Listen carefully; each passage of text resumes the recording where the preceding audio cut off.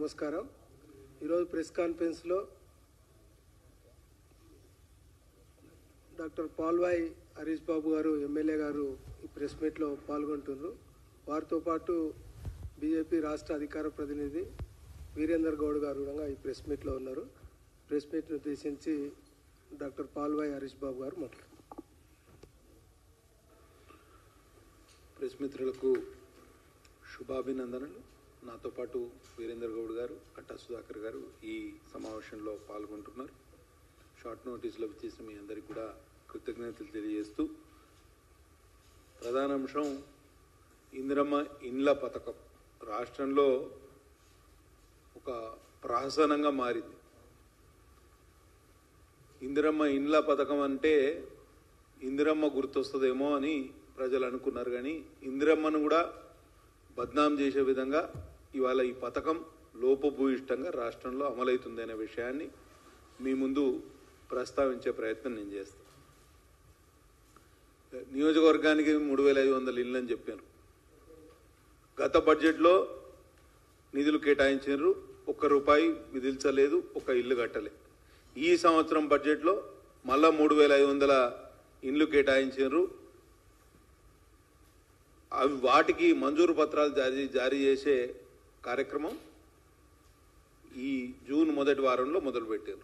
ఎందుకు జూన్ మొదటి వారం అని అంటే, జూను 9వ తారీఖు 8వ 9వ తారీఖు ముహూర్తాలు అయిపోతాయి అని వీళ్లకు సమాచారం ఉందట. అందుకని తొందరగా జూన్లో మొదలు పెట్టాలనే ఆలోచనతోటి ఈ ఇందిరమ్మ ఇండ్ల పథకం యొక్క మంజూరు పత్రాలను జారీ చేస్తున్నారు. పోయిన సంవత్సరం ఈ పథకం హుష్కాకి అయింది, కాకెత్తుకపోయింది. ఈ సంవత్సరం ఎక్కడ ఉన్నది ఒకసారి మీరు ఆలోచన చేయాలి. లబ్ధిదారుల ఎంపిక కానివ్వండి, ఆ ప్రక్రియ కానివ్వండి, చూస్తే నవ్వొచ్చే విధంగా అసలు ఇందిరమ్మ ఇండ్ల కమిటీలు, ఇందిరమ్మ కమిటీలు అని వేశారు. స్థానిక సంస్థలకు ఎక్కడా ప్రజాప్రతినిధులు లేరు. ఎందుకంటే స్థానిక సంస్థల ఎన్నికలు నిర్వహించడంలో ప్రభుత్వం విఫలమైంది. ఇప్పటికీ సంవత్సరంన్నర గడిచింది. ఎక్కడ సర్పంచ్లు కానీ, ఎంపీటీసీలు కానీ, జడ్పీటీసీలు కానీ లేరు. కేవలం ఉన్నది ఎమ్మెల్యేలు, ఎంపీలు మాత్రమే ప్రజాప్రతినిధులు. కనీసం వాళ్ళకు సమాచారం ఇవ్వకుండా ఒక ఇందిరమ్మ కమిటీలను ఒక ప్యారలల్ వ్యవస్థ తయారు చేసి ఆ ఇందిరమ్మ కమిటీల ద్వారా లబ్ధిదారులు ఎంపిక చేశారు. అది ఎంత లోపభూయిష్టంగా, ఎంత అవినీతిమయంగా మారిందో ఒకసారి మీరు ఆలోచన చేయాలి.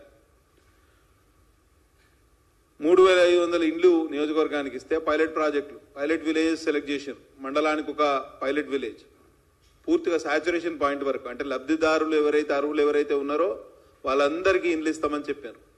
అదే పెద్ద ఫార్స్. ఈ రకంగా ఊరుకు 5 నుంచి 8 ఇండ్లు మాత్రమే వచ్చినాయి. ఇక ఇప్పుడు 5-8 ఇండ్ల కోసం ప్రజలు కొట్టుకు సావాలి. గ్రామీణ ప్రాంతాల్లో పెద్ద ఎత్తున చర్చ నడుస్తుంది. కాబట్టి ఆ విషయాలు మీ ముందు ఉటంకించే ప్రయత్నం నేను చేస్తా. ఇవాళ ఒక రకంగా చూస్తే ఈ వానాకాలం ప్రారంభం సందర్భంగా ఇప్పుడు మంజూరు పత్రాలు ఇవ్వడమే నేరం. ఎందుకంటే ఇవాళ వర్షాలు పడితే నిన్నటి వరకు, అంటే ఇప్పుడు ఈ 4 రోజులు వర్షాలు లేవు, కానీ మొన్నటి వరకు 20 రోజుల పాటు కంటిన్యూస్గా వర్షాలు ఉండే. ఇప్పుడు ఇసుక దొరికే పరిస్థితి లేదు.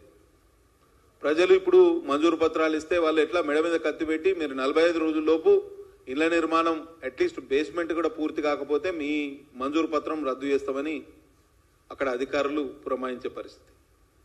ఇప్పుడు ఇల్లు వీకి పందిరేస్తే వాళ్ళకు కనీసం సిమెంట్ పెట్టుకోవడానికి కూడా స్థలం లేదు. కేవలం స్థానిక సంస్థలు మేము వచ్చే నెల నిర్వహిస్తాము అనే ఉద్దేశంతో స్థానిక సంస్థల్లో రాజకీయ లబ్ధి పొందడానికి ఈ పథకాన్ని ఇప్పుడు ప్రవేశపెట్టినట్టు, ఈ వర్షాకాలంలో ఈ పథకం యొక్క మంజూరు పత్రాలు ఇస్తున్నట్టు మాకు తెలుస్తుంది. ఎంత దారుణం అంటే ఇసుక దొరికే పరిస్థితి లేదు. పునాదులు దవ్వితే అది కూలిపోతాయి. వానాకాలంలో ఈ అర్హులు పక్కన పెడితే లబ్ధిదారులు ఎవరైతే ఉన్నారో వాళ్ళ మెడకాయ మీద కత్తి పెట్టి మీరు ప్రారంభించాలి అని అధికారులు ఎంపీడీఓల దగ్గర నుంచి మొదలు పెడితే హౌసింగ్ డిపార్ట్మెంట్ వాళ్ళు అందరూ పెద్ద ఎత్తున లబ్ధిదారుల మీద ఒత్తిడి తీసుకొచ్చే కార్యక్రమం చేస్తారు. ముగ్గుపోయాలి అని తిరుగుతూ వాళ్ళని ఇబ్బంది పెట్టే కార్యక్రమం చేస్తారు. నేనేమంటా అంటే ఈ ఆయుటి మూలంగా ఇప్పుడు వర్షాలు పడే టైంలో మీరు ఇట్లా లబ్ధిదారులను ఇబ్బంది పెడితే చాలా కష్టం. ఎందుకంటే మీరు గత బడ్జెట్లో పెట్టారు, ఈ బడ్జెట్లో పెట్టారు. మీరు ఫిబ్రవరి మార్చిలో టేకప్ చేయాల్సిన ప్రాజెక్ట్ ఇది, పథకం ఇది. ఫిబ్రవరి మార్చిలో చేస్తే ఇప్పటి వరకు ఒక స్లాబ్ అయిపోయేది. ఆ లబ్ధిదారులు అందులో ఆ స్లాబ్ కింద ఉండే అవకాశం ఉన్నది. ఇప్పుడు మీరు ఇల్లు వీకి పందిరే అందరికీ ఇప్పుడున్న ఇంటి స్థలం ఇల్లు ఏదో చిన్న ఇల్లు, రేకుల షెడ్డో లేకపోతే గూన ఇల్లు, ఏదో ఒక ఇల్లు ఉంటుంది. ఈ ఇల్లు వీకి ఇంకో దగ్గర వేసుకోవడానికి వారికి స్థలం ఉండదు. లేకపోతే సేమ్ ప్లేస్లో మళ్ళీ కట్టాలంటే చాలా ఇబ్బంది. కాబట్టి ప్రాక్టికల్గా చాలా ప్రాబ్లమ్స్ ఉన్నాయి. వీటన్నింటినీ బేరీజ్ వేయకుండా మీరు కేవలం రాజకీయ లబ్ధి కోసం ఈ పథకాన్ని తొందరగా ప్రవేశపెట్టే ప్రయత్నం చేస్తున్నారనేది నా ఆరోపణ.